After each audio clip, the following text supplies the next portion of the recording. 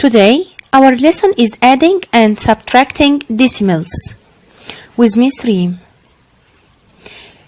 In this lesson, we're gonna focus on adding decimals. So, let's start with a very simple example. 3.5 plus 2.4. Write it vertically. We have to keep the point under the point. That's very important. We have to keep the point under the point.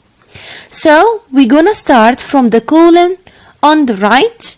We add 5 plus 4 is 9. And then we write the decimal point. As we can see, it's lined up here. Then we can add 3 plus 2 is 5. Therefore, 3.5 plus 2.4 is 5.9. So this assemble example to show you how to add decimal numbers together. For practice, go ahead and try these two examples. So add up 4.6 plus 3.1 and also find the sum of 6.4 plus 5.3. So let's start with this one. So let's set up this way. 4.6 plus 3.1, and starting from the first column on the right, we have 6 plus 1 is 7, and then we write the decimal point. And now we can add 4 plus 3 is also 7. So the answer for the first example is 7.7. So let's move to the second example.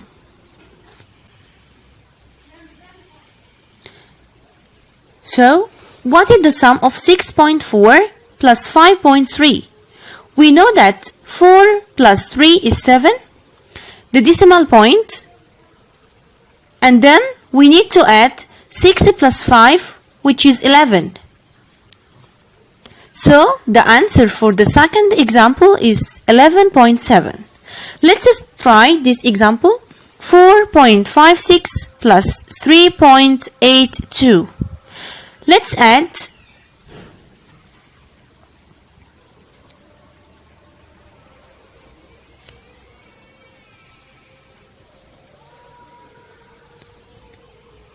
6 plus 2, which is 8.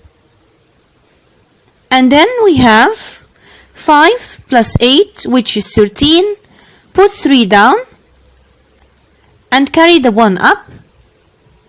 So, in the last column, we have 1 plus 4, which is 5. 5 plus 3 is 8. So, the final answer is 8.38. Second, subtracting decimals. Let's start with a simple example. 9.6 minus 3.4.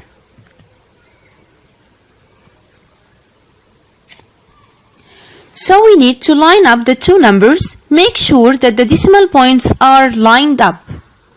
Then subtracting column by column, starting from the left. 6.4 is 2. Put the decimal point, and then in the second column we have 9 minus 3, which is 6. So the answer of the first example simply is 6.2. Now, let's try these two problems. 8.7 minus 4.3 and also 5.3 minus 2.8. So let's start with the first one. So in the first column, we have 7 minus 3. 7 minus 3 is 4. Then write the decimal point, and in the second column we have 8 minus 4, so the answer here is 4.4. In the second problem is different, so we can do 3 minus 8. So in any situation like this, we need to borrow. We will borrow 1 from the 5, so the 5 becomes 4 and the 3 becomes 13. So now 13 minus 8 is 5. The decimal point, then 4 minus 2, which is 2. So we have our answer 2.5. Then subtracting 8.5 from 6.23. So here we have a 2-digit numbers and here we have a 3-digit numbers. So when line up the two numbers, make sure that the decimal points are lined up correctly. To make it better, we can fill the gaps with 0. Again, we will line up the two numbers and make sure that the decimal points are lined up, and we will fill the gaps with 0. Now 0 minus 3 can be, so we have to borrow 1 from 5. So the 5 becomes a 4 and the 0 becomes 10. Then 10 minus 3, which is 7.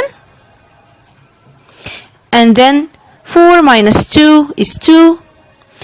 Write the point, and finally 8 minus 6 is 2. So the final answer is 2.27. So for the sake of practice, go ahead and try this example. 9.6 minus 4.17. So let's line up the decimal points.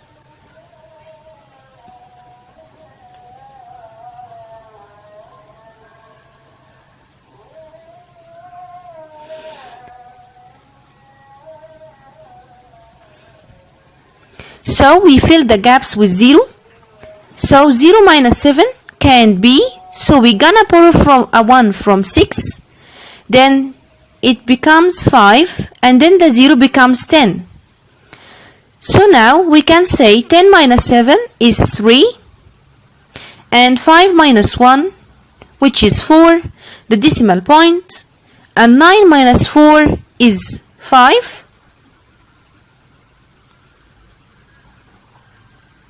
So the final answer in this example is 5.